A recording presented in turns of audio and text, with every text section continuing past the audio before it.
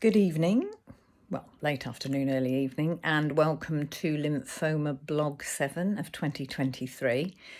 So this will be the last one so far this year. I will be noting down what's happening in the interim time because when I come to September next year, there'll be quite a lot to share with you. So we've talked about lymphoma, Hodgkin's lymphoma, which is one branch effectively on its own, non-Hodgkin's lymphoma, which has a whole load of other lymphomas underneath it. The kind of very difficult task it is to diagnose a blood cancer like this: fatigue, itchy skin, soaking night sweats, possible pains in joints in my case, but not always. Obvious lumps and bumps that don't go away sometimes, but not in others. I had none that were visible. It's more a case of, okay, I've got these existing symptoms, they are still here, they are ongoing.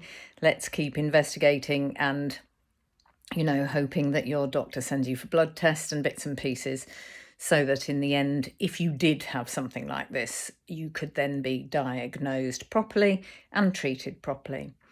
As I mentioned, the good news, generally speaking, about blood cancers is that due to the research and these monoclonal drugs, previously blood cancers were incredibly hard to treat. Now they are much more treatable. And because they can target what they need to target.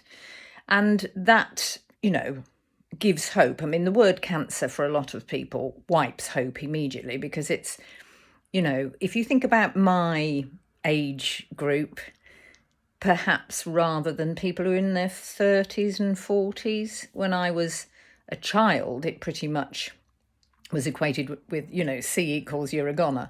And it is no longer the case. There's many, many people living with many different types of cancer, some shorter, some long term, but nevertheless living with those things. So, I'm lucky. I've had 10 years that I didn't know I was going to have. And if all goes well, the plan, as my oncologist says, is to give me another 10.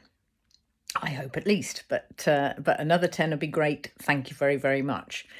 What happens next for me? Well, did I mention the stem cell transplants? First of all, they harvest next week, take out my own stem cells. Now, this is the easiest way of doing things because, of course, you are unlikely to reject your own stem cells when they are reintroduced back into your body. So they harvest them, they put them on ice, and then I will, after my 4th round of chemotherapy and a break to recover and to prepare physically and mentally, I will go into hospital for 3 weeks. I will have the stem cells reintroduced, plus I think a massive zapping of chemotherapy again, and I will come out much reduced and very immunodeficient and with a wiped slate when it comes to vaccinations. And then starts the task of rebuilding, getting the body to take, in whatever order the doctors decide it should be, various vaccinations, building myself up physically, and all of those kind of things, ready for a more active life in the future. All of that depends on what goes on in my bloods. It all depends on antibodies. It depends on infection rates out there, all kinds of things. So there's many unknowns, like there is with most diseases. But I'm optimistic because that's just my nature, I guess.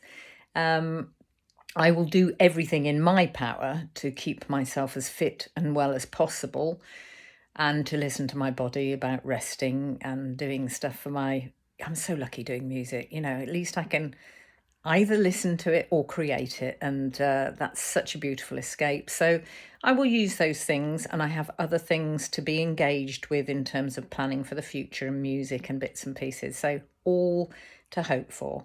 And thank you for listening this year. And I look forward to seeing you next year. All right, take good care of yourselves. Bye.